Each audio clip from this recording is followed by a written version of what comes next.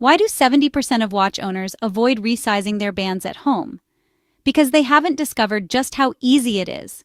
First, gather your tools: a link removal tool, small hammer, tweezers, a soft cloth, and a small tray.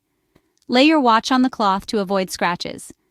Check how many links you need to remove for that perfect fit. Remember, balance is key.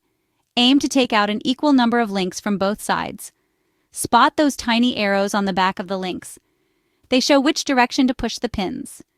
Place your watch in the removal tool, arrows pointing away from the pin pusher.